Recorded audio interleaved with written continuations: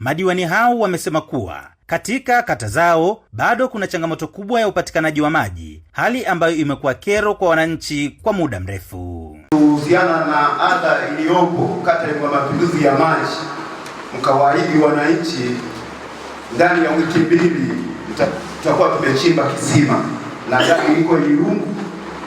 Baada ya wiki 2 gari litafika kuchimba kisima, na kweli adha iliyopo kata ya Mapinduzi ni kubwa. Serikali imewekeza fedha nyingi. Kwa mfano ukiangalia shule ya sekondari Mwakipesile pale na imejenga vyoo vya kisasa, lakini mpaka sasa havitumiki kulingana na adha ya maji.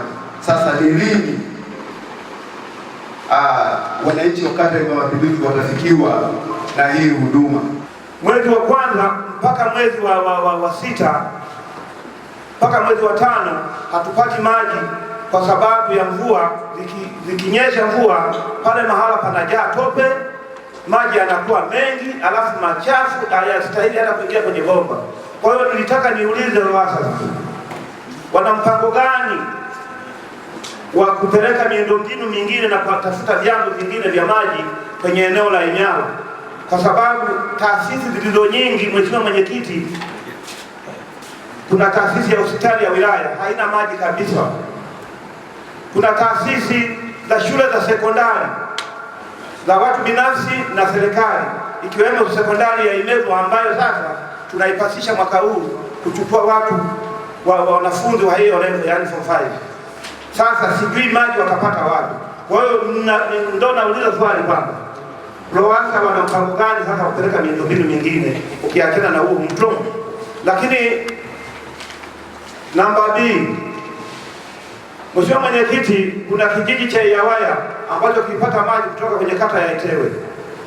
Toka mwezi wa 12 mwezi wa 6 mwaka jana hawajapata maji. Tukiwapigia simu RUWASA wanasema maji yale yana kasi kubwa, pressure ni kubwa, kwa hiyo tunatakiwa tutengeneze maeneo madogo ya tenki ili yaweze kupoa na kwenda pale.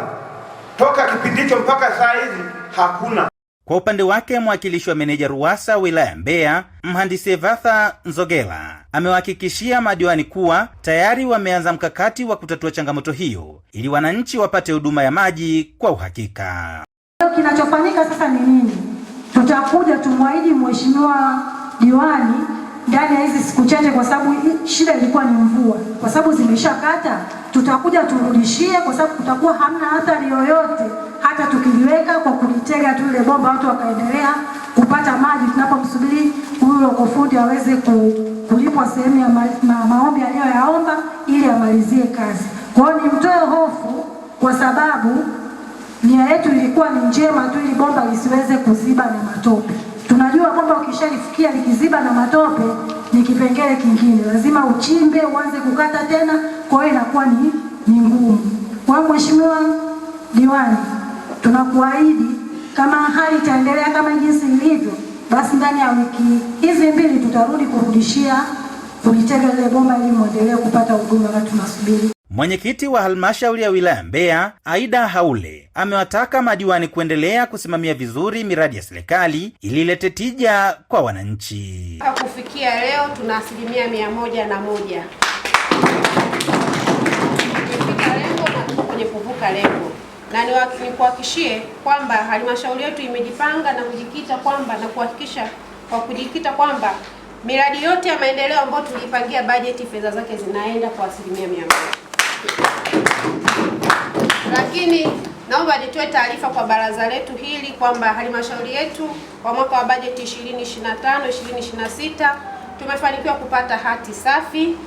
Niwapongeze waheshimiwa madiwani, management kwa ujumla kwa kuendelea kusimamia vizuri utekelezaji wa miradi katika halmashauri yetu iliyopelekea tupate hati safi. Naye katibu tawala wa wilaya Mbeya, Mohamed Aziz Fakil, amesema viongozi wa kata wanapaswa kuwajibika ipasavyo katika maeneo yao ili kuhakikisha huduma za msingi zinapatikana kwa wananchi.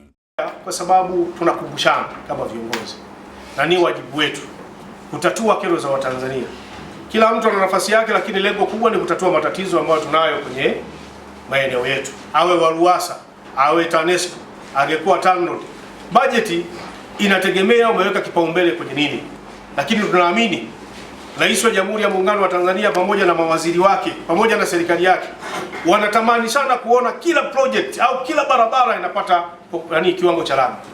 Ni vile kwa sababu fedha bado hazijatosheleza.